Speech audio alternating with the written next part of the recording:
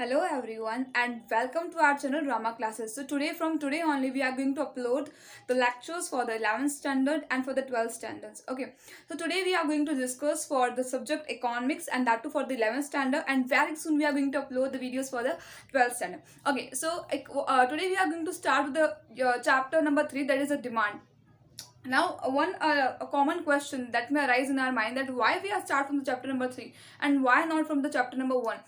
This particular chapters contain 10 to 15 marks in the particular exam. Not only this is important from the 11th standard, this is important from the 12th standard too, and for the professional education level like for the child accountancy and all. So today we are going to start with the unit number 3, that is the demand. In common, if you talk about it, the common conversation, what do you mean by the term demand? हम normally अगर बात करते हैं, what do you mean bye the term demand? Demand is something that हम कहीं market में गए, कोई प्रोडक्ट दिखा, हमें प्रोडक्ट अच्छा लगा, हमने डिमांड की उस प्रोडक्ट की और उसकी प्राइस पे की और खरीद लिया, that is only the demand. But in economics demand is not only a thing कि हम मार्केट में गए, we have to sum up some more elements to make it perfect. Okay, so demand 3 words याद रखने हैं. 3 word से अगर ये समझ में नहीं आया, then the whole chapter will not going to understand you, and that is for sure. So first of all, we have to understand the 3 terms, that is a desire, willingness and the ability. Already mark किए हुए हैं because ये discuss हो चुका है इसलिए. Now, first of all, desire and willingness both are come as a synonymous. हम उसको एक दूसरे की जगह पे use करते हैं, but in economics there is a huge difference between the term desire and there is a huge difference between the term willingness. So okay, What do you mean by the term desire? जैसे अभी मैंने example दिया था, हम कहीं पे खरीदने गए कुछ प्रोडक्ट, वहां पे हमें कोई प्रोडक्ट पसंद आया, दैट द प्रोडक्ट पसंद आना is called the desire. You got what I want to understand you. The term desire means कि प्रोडक्ट हमें पसंद आया. फॉर एग्जाम्पल, मैं मार्केट में गई, मुझे कोई प्रोडक्ट पसंद आया, तो मतलब मुझे उस पर्टिकुलर प्रोडक्ट की डिजायर है, मुझे वो प्रोडक्ट खरीदना है, तो that is called the desire. अब विलिंगनेस को समझने के लिए first of all we have to understand the term ability. Ability means that मुझे कोई पर्टिकुलर प्रोडक्ट पसंद आया. हम समझ लेते हैं, हम कहीं शॉप करने गए और वहां पे हमें कोई प्रोडक्ट पसंद आया जिसकी प्राइस थी 1000 रुपीज. मतलब पसंद आ गया, मतलब डिजायर तो है उस पर्टिकुलर प्रोडक्ट की, खरीदना तो है ही, बट एबिलिटी नहीं है. मतलब 1000 रुपये पे करने की हमारे पास एबिलिटी नहीं है, हमारे पास 1000 रुपये नहीं है, हम पे नहीं कर सकते. पसंद आया प्रोडक्ट, हम ऐसे कह सकते हैं कि दुकानदार को कि आपका प्रोडक्ट तो बहुत अच्छा है लेकिन 1000 रुपये नहीं है तो यूं ही दे दो, नहीं. सो वहां पे ये तीनों टर्म में से कोई एक टर्म भी अगर मिसिंग रहा तो डिमांड क्रिएट नहीं होती इकोनॉमिक्स टर्म में. सो इट मीन्स कि प्रोडक्ट जो है पसंद आया और एबिलिटी भी होनी चाहिए उसको पे करने की, 1000 रुपये भी होने चाहिए उसे खरीदने के लिए. 2 टर्म तो क्लियर है. Then what do you understand by the term willingness? Willingness means that कि मुझे पसंद भी आया है, मेरे पास पैसे भी हैं और पैसे को पे करने की इच्छा भी है. You got what I want to say? It means that कि मुझे कोई प्रोडक्ट पसंद आया है एंड मुझे उस प्रोडक्ट को खरीदने की एबिलिटी भी है. नॉर्मल टर्म्स में कहे तो औकात भी है. प्रोडक्ट पसंद भी है, उसको पे करने की मेरे पास औकात भी है और मैं पे कर भी दूंगी. क्या आप दुकानदार को ऐसा बोल सकते हो कि आपका प्रोडक्ट बहुत अच्छा है, मुझे पसंद आया है, डिजायर है, मैं खरीद सकती हूँ, मेरे पास पे करने की एबिलिटी है, मेरे पास पे करने की औकात है, बट मैं आपको पैसे देना नहीं चाहती, आप मुझे फ्री में दे दो. Is it possible? No, it's not possible. So हमारे पास उस प्रोडक्ट को खरीदने की डिजायरनेस होनी चाहिए, हमें पसंद आना चाहिए, उसको पे करने की एबिलिटी होनी चाहिए, एंड मैं पेमेंट दे भी दूंगी, विलिंगनेस भी होनी चाहिए पेमेंट करने की कि मैं आपको पेमेंट दूंगी, एंड पेमेंट देंगे तो ही प्रोडक्ट. अगर हम नॉर्मल टर्म, अगर हम दुकानदार में जाते हैं, प्रैक्टिकल चीजें ये सब चीजें, मैं शॉप पे गई, मुझे प्रोडक्ट पसंद आया, दैट इज डिजायर. उसने बोला 1000 रुपीज, तो हाँ, तो हम देखेंगे कि हाँ 1000 ये तो हमारे बजट में है, या नहीं भी है तो हम खरीद लेंगे, ठीक है, तो एबिलिटी भी है पे करने की और मैं आपको पैसे दूंगी, वहां पे वो हमको प्रोडक्ट देगा. तो इट मीन्स तीनों चीजें होनी चाहिए, आपके पास इच्छा भी होनी चाहिए खरीदने की, एबिलिटी भी होनी चाहिए और पैसे पे करने की विलिंगनेस भी होनी चाहिए. क्लियर? नहीं समझ में आया हो, then you can frequently ask in our comment section, that is very rough. Okay, ना व्हाट डू यू मीन? अभी ये तो हमने समझा दिया और ये चीजें यहाँ पे थोड़ी सी सम अप करके लिखी है.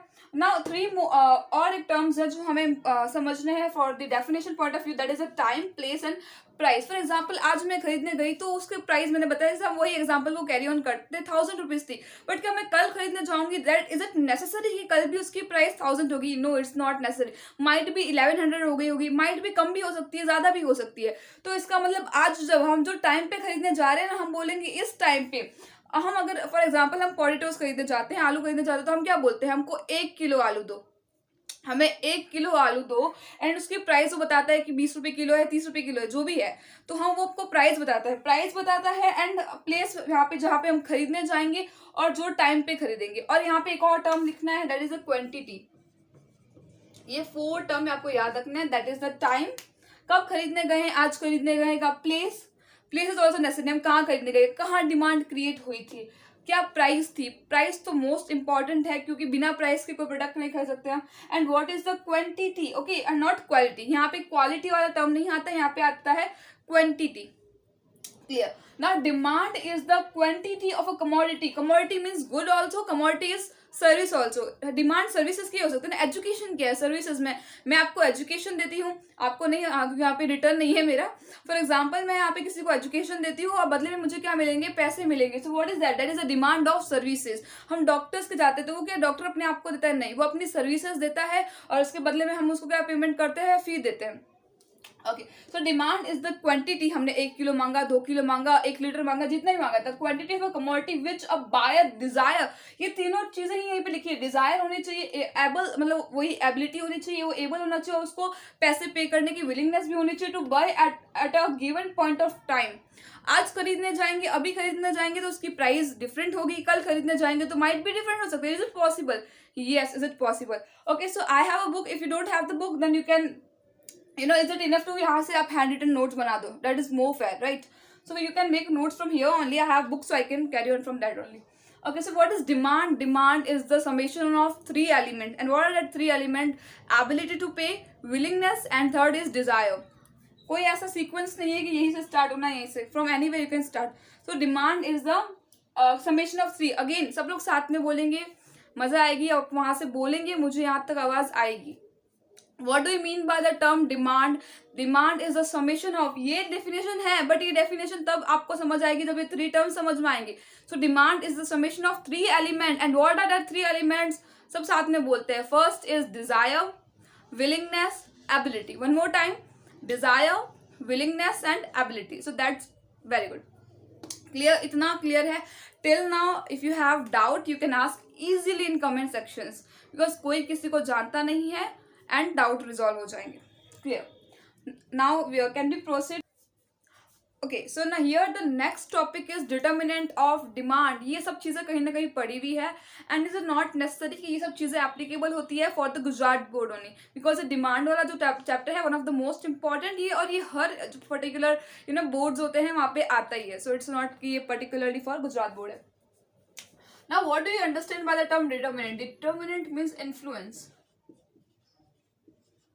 ओके, ऐसी कौन कौन सी चीजें हैं जो डिमांड को इन्फ्लुएंस करती है, डिमांड को चेंज करती है, डिमांड को अफेक्ट करती है? ये सारे वर्ड्स एप्लीकेबल हैं। सो ऐसे कौन कौन से फैक्टर्स हैं जो डिमांड को चेंज करते हैं? नॉर्मल अगर हम बात करें, हमारी डिमांड कब ज्यादा या कम हो सकती है? प्राइस की वजह से।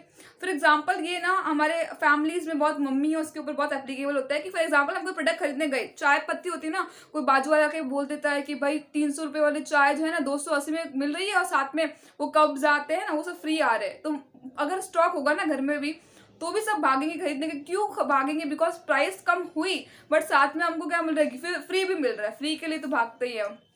सो जोक्स अपार्ट, कहने का मतलब है कि दैट डिमांड इज अफेक्टेड। हमारे पास स्टॉक था, बट उसके बावजूद भी लोग खरीद रहे हैं बिकॉज उसकी प्राइस कम हुई है। जब कोई चीज सस्ती होगी, लोग ज्यादा डिमांड करेंगे। फॉर एग्जाम्पल ये मार्कर का ले लेते हैं, बाकी इसकी इतना है नहीं डिमांड। मार्कर का ले लेते हैं, अगर ये मार्कर की प्राइस 10 रुपीज है, I don't know what is the original price, I just for the example we can take it.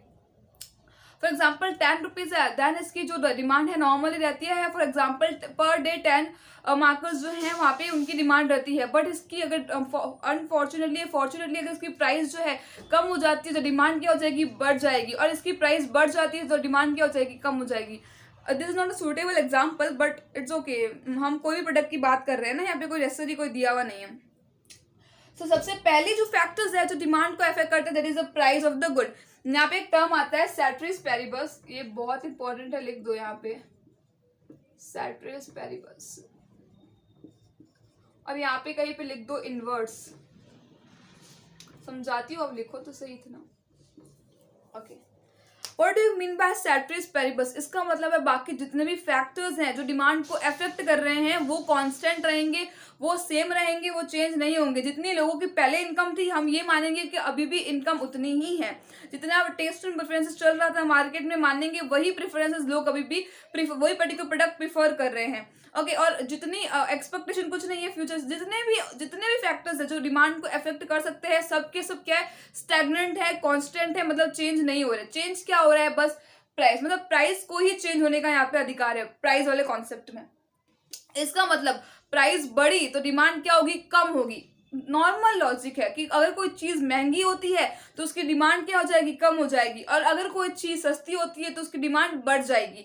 सो यहाँ पे हम बोलेंगे कि रिलेशन कैसा है, ऑपोजिट रिलेशन है। नॉर्मली अगर हम वर्ड यूज करते that is the opposite relation, कि प्राइस बढ़ी डिमांड कम, प्राइस कम डिमांड बढ़ी। सो रिलेशन कैसा हो रहा है, ऑपोजिट, एक बढ़ रहा है तो एक कम हो रहा है। बट यहाँ पे हमें एग्जाम में जब ये क्वेश्चन पूछते हैं एमसीक्यू सेंस में या फिर डिटेल क्वेश्चनिंग में, तो हमको ये ऑपोजिट वर्ड यूज नहीं करना है, we have to use the inverse relation, उल्टा। तो यहाँ पे इनवर्स मतलब भी somehow synonymous of opposite only, but we have to, because textbook में ये मेंशन किया है, we have to use that particular word only and that is inverse. Okay, so अगर प्राइस बढ़ती है डिमांड कम, प्राइस कम डिमांड बढ़ेगी। क्लियर है प्राइस का concept?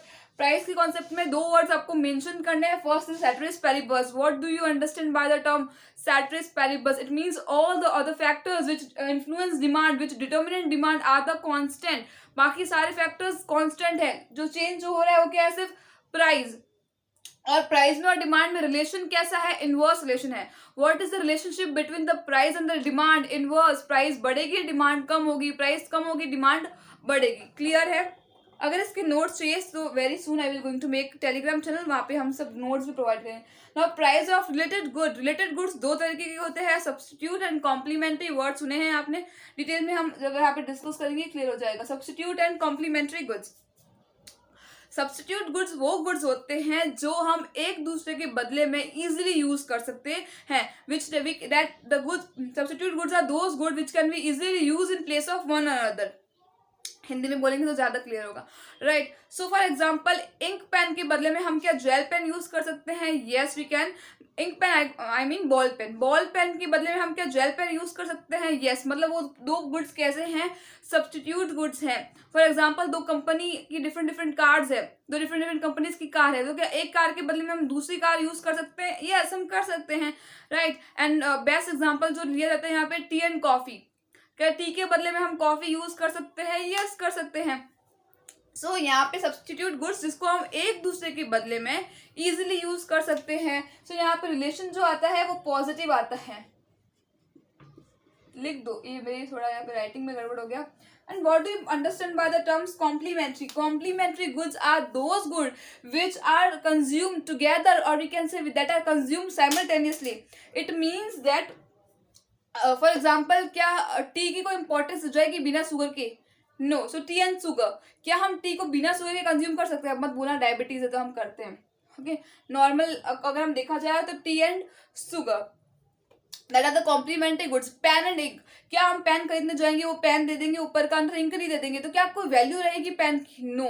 So pen and ink are those good which are consume together और simultaneously. हम अकेले इंक को भी कुछ नहीं कर सकते, अकेले पेन का भी कुछ नहीं कर सकते। पेन दैट जो ऊपर का होता है ना वो, और इंक दोनों साथ में कंज्यूम होगी तो ही हम यूज कर सकते हैं। So pen and ink. For example cars and petrol, अगर हम मान लेते हैं और कोई भी चीजें नहीं है जो हम कार के अंदर उसे ड्राइव करने के लिए यूज कर सकते हैं, मान लेते हैं पेट्रोल ही है, अगर पेट्रोल नहीं होगा तो कार की कोई वैल्यू रहेगी नहीं, हम इसको यूज ही नहीं कर सकते। So car and petrol are the complementary goods.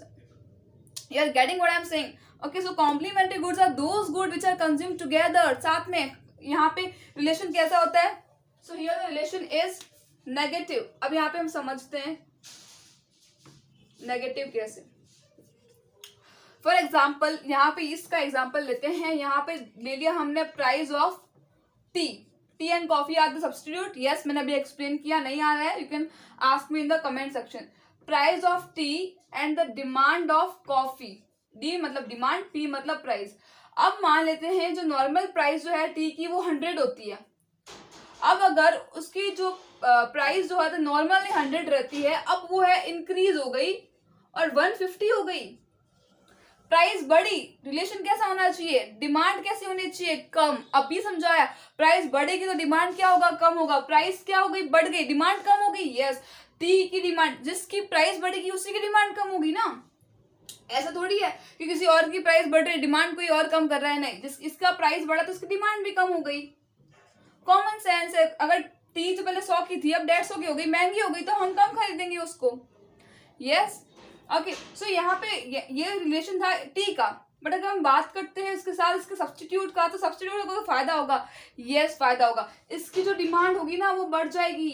Coffee भी मान लेते हैं 100 रुपए की है, लेकिन उसकी डिमांड बढ़ी, क्या प्राइस तो कॉफी की कम नहीं हुई, फिर डिमांड क्यों बढ़ी। हमने तो यही सीखा है ना कि प्राइस कम होगी तो ही डिमांड बढ़ेगी। बट यहाँ पे कॉफी की प्राइस तो 100 ही है, कम तो हुई नहीं, लेकिन डिमांड क्यों बढ़ी, बिकॉज यहाँ पे रिलेशन कैसा है, यहाँ पे सब्स्टिट्यूट गुड्स है। अगर यहाँ पे देखो, यहाँ पे इसकी प्राइस बढ़ रही है तो इसकी डिमांड बढ़ रही है, इसलिए मैंने यहाँ पे लिखवाया पॉजिटिव रिलेशन।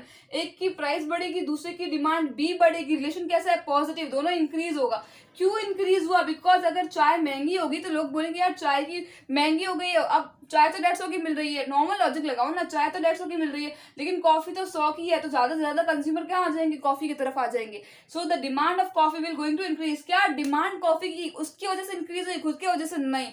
किसकी वजह से इंक्रीज हुई, बिकॉज प्राइस की वजह से, because price and coffee are the substitute goods, there is a positive relation. एक की प्राइस बढ़ेगी तो दूसरे की डिमांड भी बढ़ेगी, और प्राइस अगर इसकी कम होती है ना तो इसकी डिमांड भी कम हो जाएगी। बिकॉज समझो, मान लेते हैं पहले 100 का था, अब अगर 80 का मिलता है तो अब लोग बोलेंगे इसको 100 रुपये मिल रही है कॉफी और ये तो 80 में मिल रही है, तो ज्यादा से ज्यादा लोग कहाँ आ जाएंगे, या इसकी प्राइस कम हुई तो इसकी डिमांड कम हो गई। इसकी तो प्राइस सेम ही थी, फिर भी डिमांड कम क्यों हुई, टी की वजह से। I hope you are getting. इसका मतलब है कि दो गुड्स सब्स्टिट्यूट गुड्स है, तो एक की डिमांड की वजह से, एक की प्राइस की वजह से दूसरे की डिमांड अफेक्ट होती है। सब्स्टिट्यूट गुड्स में आपको ये नहीं समझ में आता है ना, तो हम क्या बोलते हैं, यहाँ पे रट्टा मारा है, बिकॉज रिलेशन कैसा है यहाँ पे, पॉजिटिव। एक की प्राइस बढ़ेगी तो दूसरे प्रोडक्ट की डिमांड बढ़ेगी, तो रिलेशन कैसा है, पॉजिटिव है, एक बढ़ेगा तो दूसरा भी बढ़ेगा। ये तो हमको पता है, हम एमसीक्यू के लिए इतना नहीं सोचेंगे, सीधे पता है पॉजिटिव रिलेशन होता है। बट वी नो यहाँ पे रीजन क्या है, रीजन क्या है, नॉर्मल लॉजिक लगाओ ना, कि एक ही प्रोडक्ट की प्राइस बढ़ती है तो हम क्या बोलेंगे, यार वो प्रोडक्ट तो सस्ता मिल रहा है, हम उसको भी तो यूज कर सकते हैं ना, तो उसको करते तो उसकी भी डिमांड बढ़ जाएगी। यहाँ पे इसकी प्राइस बढ़ी, डिमांड लोग उसकी कर रहे हैं क्योंकि वो सस्ता लग रहा है लोगों को अब, ठीक है। कॉम्प्लीमेंट्री गुड्स जिनका रिलेशन इनवर्स होता है, इनवर्स नहीं, यहाँ पे हम बोलेंगे नेगेटिव रिलेशन होता है। नेगेटिव कैसे, फॉर एग्जाम्पल प्राइस अगर टी और शुगर लेते हैं, ठीक है, डिमांड ऑफ शुगर, एस मतलब शुगर, टी मतलब टी ओके, पी मतलब प्राइस। अगर प्राइस टी की बढ़ती है, इंक्रीज होती है, तो यहाँ पे डिमांड शुगर की कम हो जाएगी। अब ये क्या, क्योंकि यहाँ पे रिलेशन कैसा है, नेगेटिव है, एक बढ़ेगा तो दूसरा कम होगा। बट क्यों कम होगा वो समझते हैं। अगर टी की प्राइस बढ़ती है तो टी की डिमांड भी कम हो जाएगी, लेकिन हमने अभी ऊपर सीख लिया कि यहाँ पे रिलेशन कैसा होता है, इनवर्स होता है, प्राइस बढ़ी तो डिमांड कम होगी।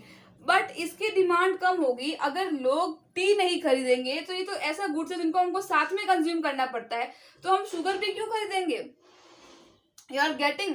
अगर हम खाली पेन की कोई डिमांड नहीं रहती है, तो अगर पेन महंगा हो जाता है तो इंक की डिमांड क्या हो जाएगी, इनकी डिमांड क्या हो जाएगी, इनकी डिमांड बढ़ जाएगी। एक सस्ता होगा तो दूसरे की बढ़ जाएगी। You are getting what I am saying, that if the price face to face होता है ना, तो it is more efficient to teach you, because यहाँ पे टाइम लिमिटेशन होता है। सो प्राइस की, अगर यहाँ पे टी की प्राइस बढ़ी तो शुगर की डिमांड कम होगी, बिकॉज प्राइस जो है टी की बड़ी है, तो टी की डिमांड तो चली गई, खत्म हो गई, क्योंकि इनवर्स रिलेशन होता है प्राइस में और डिमांड में। तो यहाँ पे अगर टी अगर महंगा हो जाएगा, चाय ही महंगी हो जाएगी, तो शुगर की डिमांड भी लोग कम करेंगे। ओके, सिंग आ गया होगा कॉन्सेप्ट, बट नहीं आया, सो एक नेक्स्ट लेक्चर में हम इसको कवर अप करेंगे again. Income of the goods, ये लास्ट टॉपिक है, after that we are sum up. ये तो टॉपिक है और 2-3 और टॉपिक है, इसके अंदर फैक्टर्स है जो हम नेक्स्ट लेक्चर में डिस्कस करेंगे। इनकम मतलब क्या, अगर आपकी इनकम मंथली 10,000 थी, अब आपकी इनकम जो है प्रमोशन हो गया, जो भी रीजन की वजह से बढ़ गई है, तो आपकी इनकम बढ़ गई है तो आप डिमांड भी ज्यादा करोगे। You are getting what I am saying. For example पहले जो है हम कोई चीज़ थी उसमें रेस्ट्रिक्शन रहता था, बिकॉज 10,000 में सब चीज़ें चलानी होती तो डिमांड कम रहती थी. अब जैसे जैसे सबकी इनकम बढ़ रही है, हम ज़्यादा चीज़ों की तरफ जा रहे हैं, हम ज़्यादा चीज़ें खरीद रहे हैं.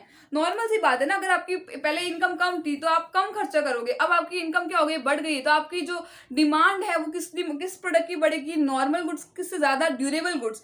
ड्यूरेबल गुड्स वो गुड्स होते हैं जिनको हम एक टाइम से ज़्यादा यूज़ कर सकते हैं. टेलीविजन की डिमांड बढ़ेगी, कूलर्स की, रेफ्रिजरेटर्स की, इन सब की डिमांड बढ़ेगी. बिकॉज अब आप इनकम बढ़ रही है तो आप भी सोचोगे कि मैं भी लग्जरियस गुड्स प्रीफर करूं. ओके, सो यहाँ पे इनकम के बाजू में लिख देना पॉजिटिव. ये वर्ड्स की वर्ड्स है, इससे आपको कॉन्सेप्ट इजीली आ जाएगा. एमसीक्यू में न्यूमेरिकल्स भी आते हैं जो हम लेटर ऑन डिस्कस करेंगे. दैट इफ द इनकम बढ़ती है तो उसकी डिमांड भी बढ़ेगी. नॉर्मल सी चीज़ है, पहले मैं चीज़ नहीं खरीद पाती थी, इनकम कम थी, अब इनकम बढ़ रही है तो मेरी डिमांड भी बढ़ेगी. लेकिन इसका एक्सेप्शन है, वो एक्सेप्शन है इंफीरियर गुड्स. फॉर एग्जाम्पल पहले अगर 10,000 किसी की इनकम होगी तो वो पहले ऐसा माना जाता है कि वीट जो है, गेहूं जो है, वो सुपीरियर गुड है एज कम्पेयर टू बाजरी आती है ना, तो उससे वो सुपीरियर गुड्स है. That wheat is the superior good as compare to bajra. मतलब ऐसा माना जाता है कि बाजरी कोई खा रहा है, इसका मतलब वो लोग गरीब हैं, वो वीट को अफोर्ड नहीं कर सकते, इसके लिए वो बाजरी प्रीफर कर रहे हैं. तो अगर मेरी इनकम बढ़ रही है तो क्या आज भी मैं बाजरी खाऊंगी? नहीं, अब तो मैं वीट खाऊंगी ना. You are getting what I am saying. For example कोई पर्टिकुलर ऑयल ब्रांड है जो कि अच्छा है, जिसको लग्जरियस पीपल प्रीफर करते हैं, तो अगर मेरी इनकम बढ़ रही है तो मैं भी उस पर्टिकुलर प्रोडक्ट के टुवर्ड्स जाऊंगी. मैं क्यों फिर एकदम लोकल ब्रांड्स वाला खरीदूं? समझ में आया? सो इट मीन्स अगर आपकी इनकम बढ़ती है तो आपकी डिमांड भी बढ़ेगी. लेकिन एक एक्सेप्शन है, इंफीरियर गुड्स, सस्ते गुड्स हम नहीं खरीदेंगे. हमारी इनकम बढ़ेगी तो इंफीरियर गुड्स की डिमांड कैसे होगी, कम होती जाएगी. तो यहाँ पे इंफीरियर गुड्स के सामने लिख दो नेगेटिव. इसका मतलब इसकी रिलेशन कैसा होता है, नेगेटिव. इनकम बढ़ेगी तो हम इंफीरियर गुड्स नहीं खरीदेंगे, कोई नहीं खरीदेगा ना. इनकम बढ़ रही है तो अभी भी आप क्या सस्ती चीजें खरीदोगे? नहीं, अब हम क्या खरीदेंगे, वीट खरीदेंगे, because is the superior good as compare to bajra. Clear? So that enough. एक शॉर्ट समेशन कर लेते हैं. Demand is the summation of 3 elements and what are the 3 elements?